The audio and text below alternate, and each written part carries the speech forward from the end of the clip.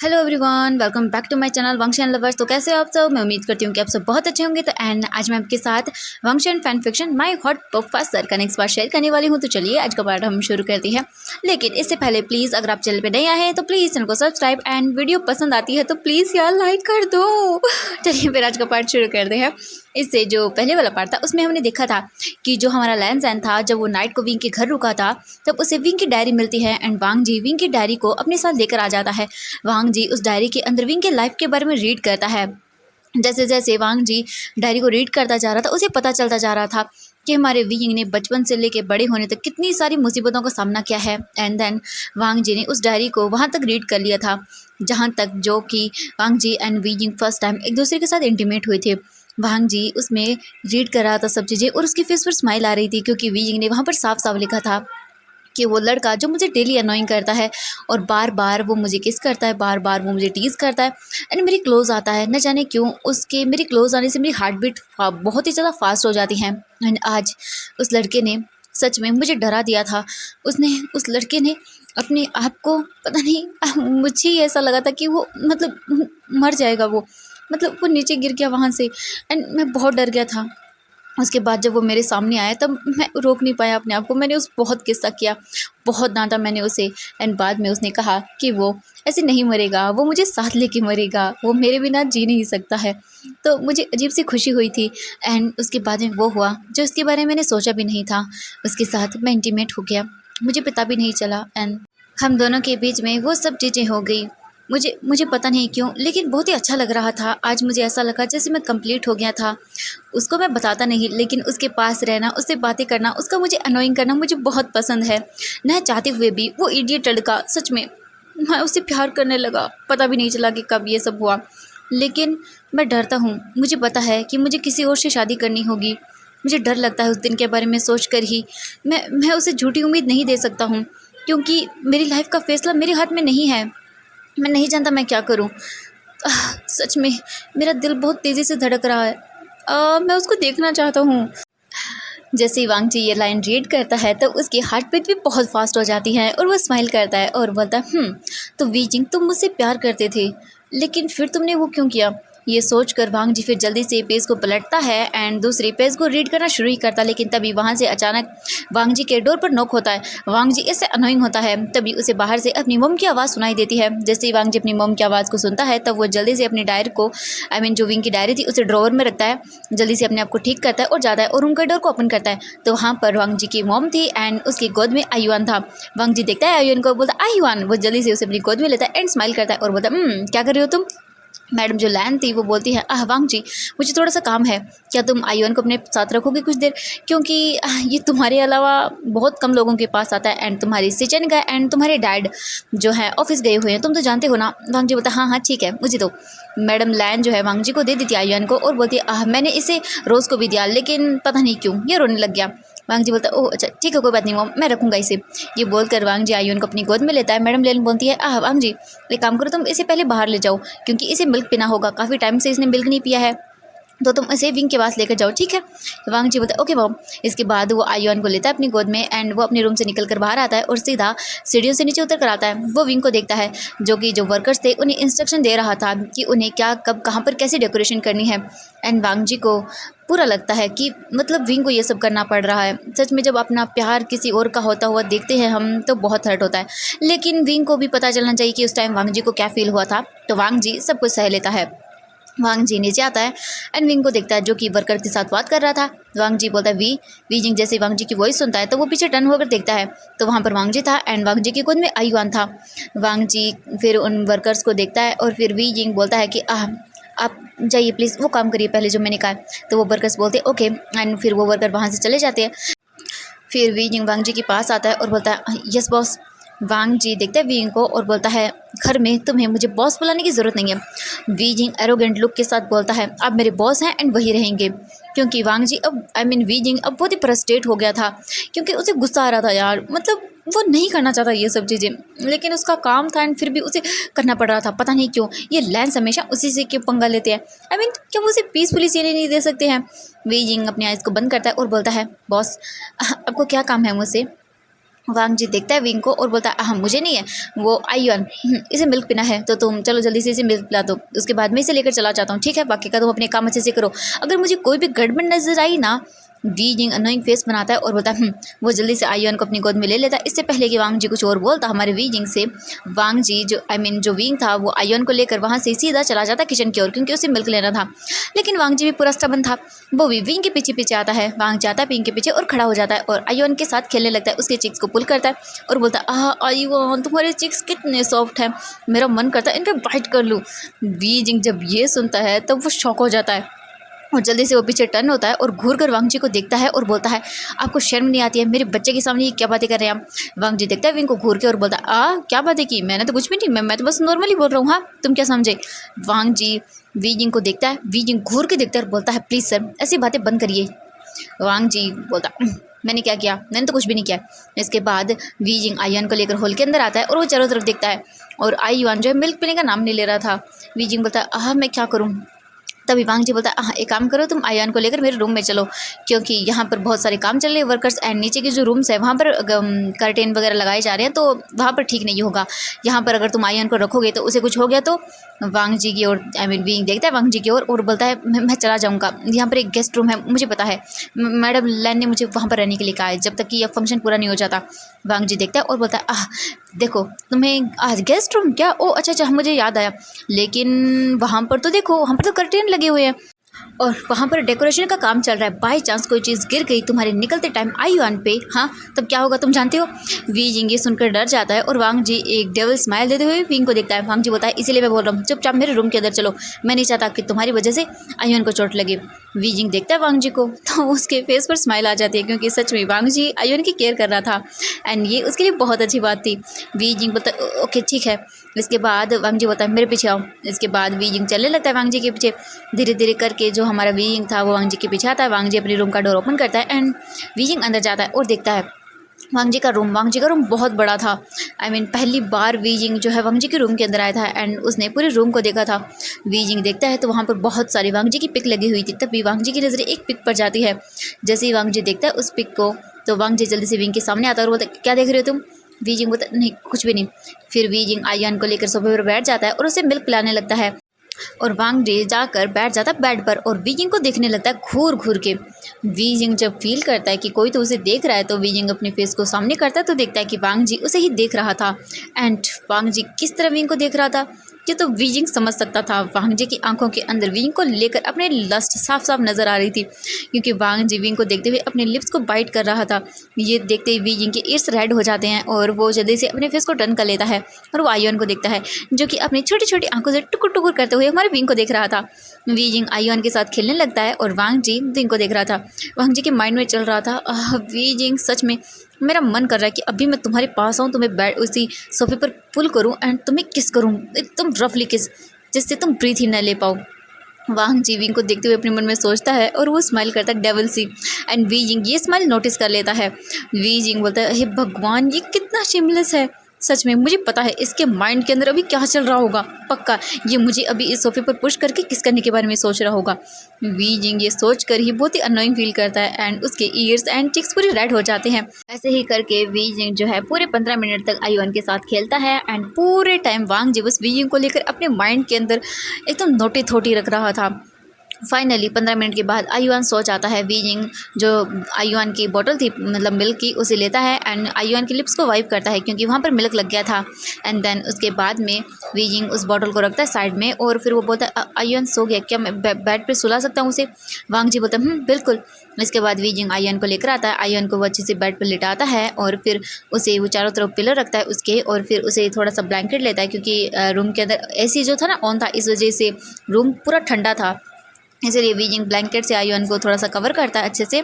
फिर वो जो है जैसे उठने वाला था तब अचानक से वी जिंग जो है गिरने ही वाला था उस बेड के ऊपर, क्योंकि वांग जी उसके पीछे खड़ा था बिल्कुल। वी जिंग ये देखता है तो वो डर जाता है एंड वो पीछे की ओर गिरने वाला था, लेकिन तब भी वांग जी वी को उसकी कमर से पकड़ता है और अपनी ओर खींच लेता है। वी जिंग बोलता है सर ये आप क्या कर रहे हैं। वांग जी देखता है विंग को और बोलता है मैं क्या कर रहा हूँ, मैं तो कुछ नहीं देख रहा, मैं तो बस तुम्हें घूर घूर के देख रहा हूँ। वी जिंग जब सच में ये सुनता है तो बोलता है अच्छा अब मुझे क्यों घूर घूर के देख रहे हैं।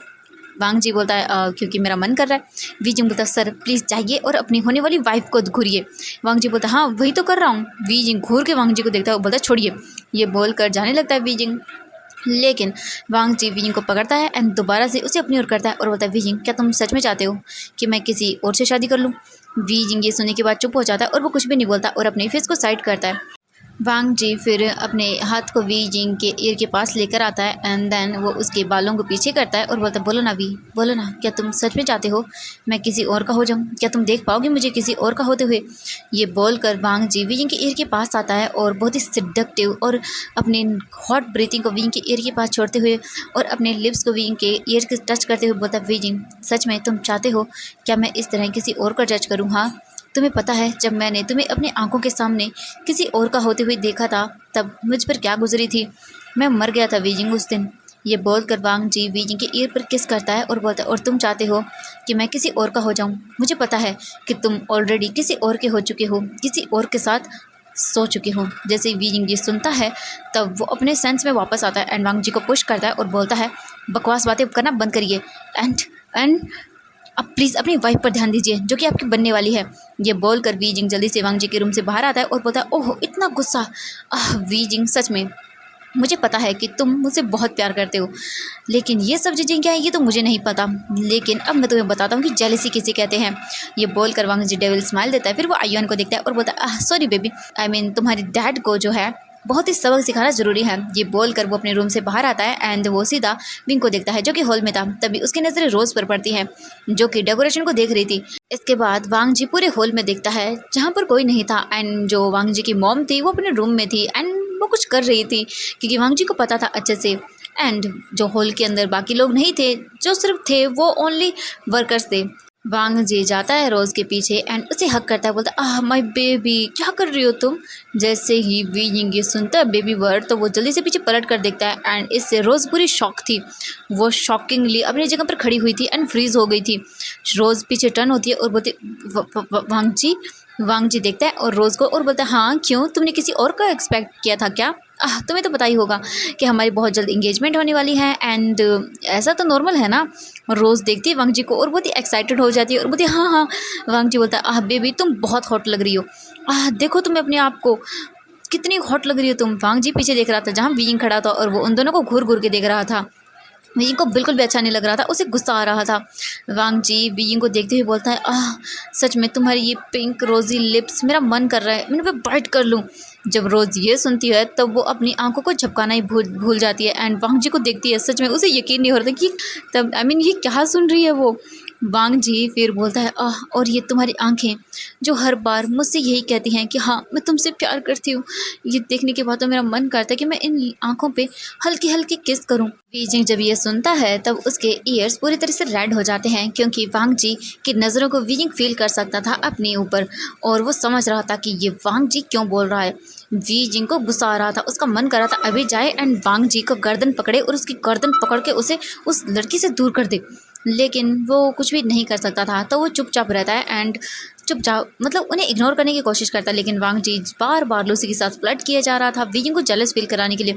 वीजिंग को गुस्सा आ जाता है और वो वहाँ से जाता है, मतलब चला जाता है वहाँ से। वांग जी वीजिंग के जाते ही लूसी से दूर होता है और बोलता है सॉरी वो मैं लूस आई मीन जो रोज़ थी वो बोलती कि क्या सॉरी। वांग जी बोलता है ओ देखो मैं तुमसे कुछ बात करना चाहता हूँ, मेरे साथ चलो तुम। ये बोलकर वो रोज़ को अपने साथ लेकर चला जाता है। अब हम देखते हैं 1 घंटे बाद का सीन।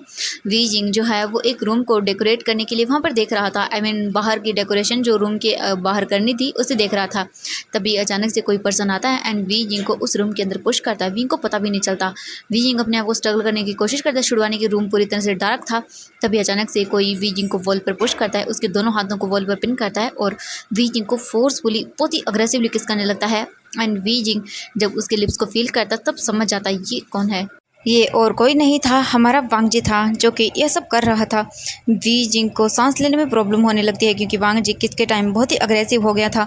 वीजिंग पूरे अपने फोर्स का यूज़ करता है इससे पहले कि वो फेंट हो जाए और वांग जी वीजिंग को बहुत ही टाइट करके पकड़ लेता है। वी जिंग छुड़ाने की कोशिश करता है लेकिन वो अपने आप को नहीं छुड़ा पाता। उसने बहुत फोर्स का यूज़ किया लेकिन वी जिंग आखिर में थक जाता है एंड वांग जी जीत जाता है और फिर भी वो उसे किस कर रहा था। वी जिंग न चाहते हुए भी वी जिंग अपने आप को वांग जी को किस करने दे रहा था। वांग जी जब सेटिस्फेक्शन फील करता है तब वो विंग के लिप्स पर बाइट करता है एंड उससे दूर होता है और अंधेरे के अंदर वांग जी को देख नहीं पा रहा था वी जिंग। तो वांग जी विंग के ईयर के पास आता है और बोलता है Wei Jing I love you. ये बोलकर वो वी जिंग के ईयर पर किस करता है। वी जिंग जो है बहुत ही अजीब फील करता है। वी जिंग की आंखों से आंसू निकल रहे थे क्योंकि उसे बहुत हर्ट हो रहा था। कल कल के बाद वांग जी किसी और का हो जाएगा, उसकी इंगेजमेंट होने वाली है एंड वी जिंग को हर्ट हो रहा था। उसके बाद विंग क्या करेगा। वी जिंग को दर्द हो रहा था उसके हर्ट के अंदर।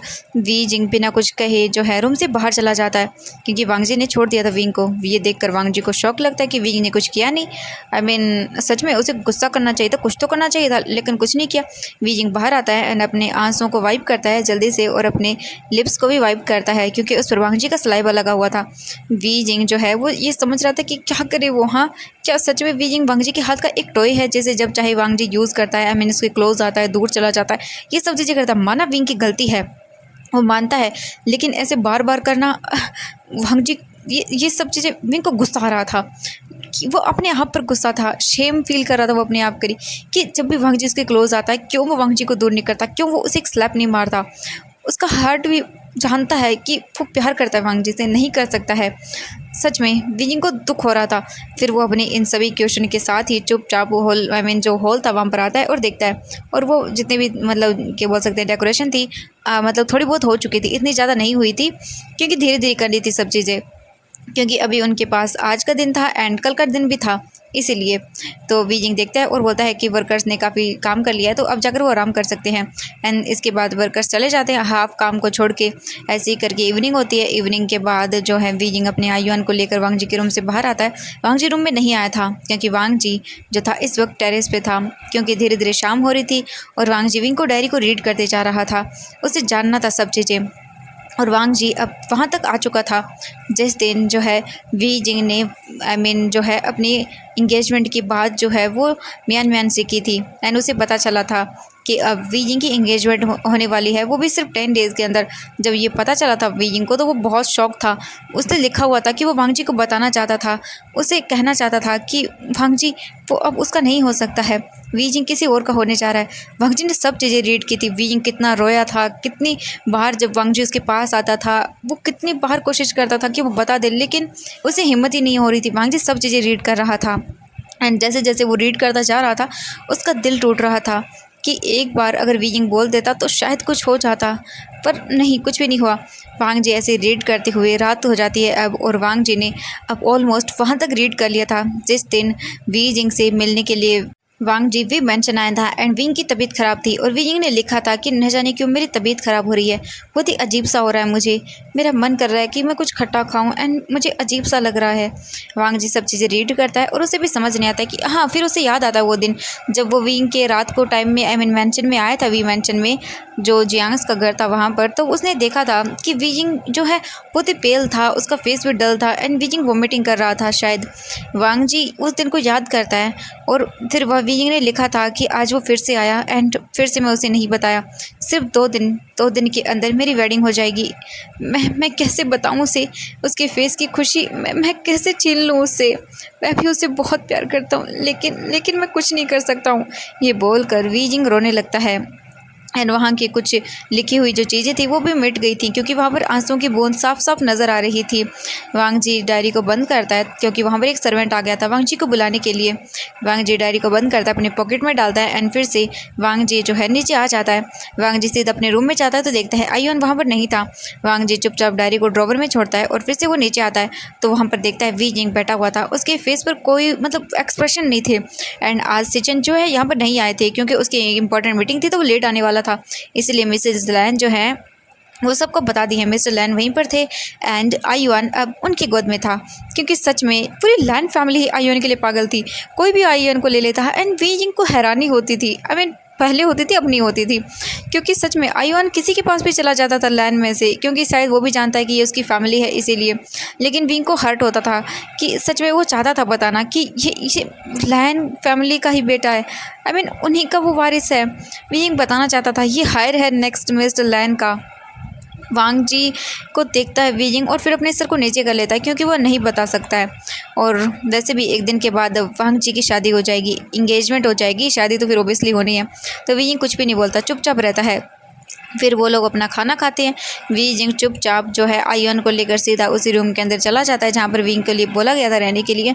वी जिंग आता है और वो चुपचाप बैठ जाता है। वी जिंग फिर आयुआन को सुला देता है अच्छे से और फिर वो चुपचाप गैलरी में आता है और वहीं पर बैठ जाता है और तारों को देखने लगता है। वी जिंग की आंखों से कंटिन्यूसली आंसू गिर रहे थे। एंड हम वांग जी को देखते हैं जो कि अपने रूम के अंदर था एंड डायरी को रीड कर रहा था। वांग जी की भी आंखों से आंसू आ रहे थे जब उसने ये सब चीज़ें रीड की कि किस तरह वी जिंग अपने आप को संभालता है, किस तरह उसकी सेजे उसे बोल रही थी कि वी जिंग भाग जाओ, लेकिन वो नहीं जा सकता था। सभी लोग उसकी हेल्प करें लेकिन वो नहीं जा सकता था। वो ऐसे जो जियांग फैमिली थी उसके कर्ज को कैसे भुला सकता है। सभी लोग वी जिंग को रेडी कर रहे थे। वी जिंग ने सब चीज़ें लिखी थी। मेरा दिल भारी हो रहा है, मैं क्या बोलूँगा उसे जब वो मुझे स्टेज पर देखेगा। मेरा दिल टूट रहा है, मुझे समझ नहीं आ रहा। मेरा मन कर रहा है मैं भाग जाऊँ यहाँ से। जो जियांग चेंग ने कहा मैं उसकी बात मान लूँ। हाँ मैं भाग जाता हूँ। नहीं मैं नहीं जा सकता हूँ, मैं कैसे कर सकता हूँ ऐसा। मेरे जाने के बाद जियांग फैमिली की जो हालत होगी वो मुझसे सब नफ़रत करेंगे। पहले ही मुझसे नफ़रत करते आए एंड अगर मैं भाग जाऊँगा तो सब मुझसे नफ़रत करेंगे। मैं कुछ नहीं कर सकता। ये बोलकर फिर से वहाँ पर आंसुओं की बूंदें गिरी हुई थी, जैसे लिखावट मिट गई हो ऐसा लग रहा था। और वांग जी की भी आंखों से आंसू आ रहे थे। वांग जी फिर डायरी को बंद करता है क्योंकि उसे दुख हो रहा था, वो नहीं रीड कर पा रहा था। वांग जी ने ये सब चीज़ें वेडिंग नाइट के डे के जब गई थी जियांग यानली एंड जो जियांग चेंग था वो विंग को छोड़ के, जब विंग ड्रेसअप हो गया था और वेट कर रहा था उसके बुलाए जाने का बाहर, ये तब की चीज़ें लिखी हुई थी। तभी वी जिंग जो है वहीं पर डॉट बना देता है एंड इससे आगे वांग जी नहीं रीड कर पाया था, उसे हर्ट हो रहा था। वो उस डायरी को बंद करता है एंड वो सोने की कोशिश करता है एंड उसे नींद नहीं आती है अच्छे से। अब हम देखते हैं नेक्स्ट मॉर्निंग का सीन। नेक्स्ट मॉर्निंग होते ही वी जिंग लग जाता है फिर से पूरे मेंशन को डेकोरेट करने में, क्योंकि कल पूरी तरह से यहाँ पर फंक्शन होने वाला था। वी जिंग अपने इमोशन को साइड रखता है और काम करता है क्योंकि अब उसने अपने मन में ठान लिया था कि हाँ अब उसे करना है, उसे फिर से वांग जी की लाइफ से दूर चले जाना है। उसने भी वांग जी को यही दुख दिया था एंड यही सही होगा कि वांग जी हमेशा के लिए विंग को भूल जाए एंड उसे भूलना ही होगा। जब उसकी शादी हो जाएगी तो सब चीज़ें डिफरेंट हो जाएंगी, सब चीज़ें चेंज हो जाएंगी। हाँ सब चीज़ें, यही सोचकर वी जिंग पूरे दिन मेंशन को डेकोरेट करता है अच्छे से।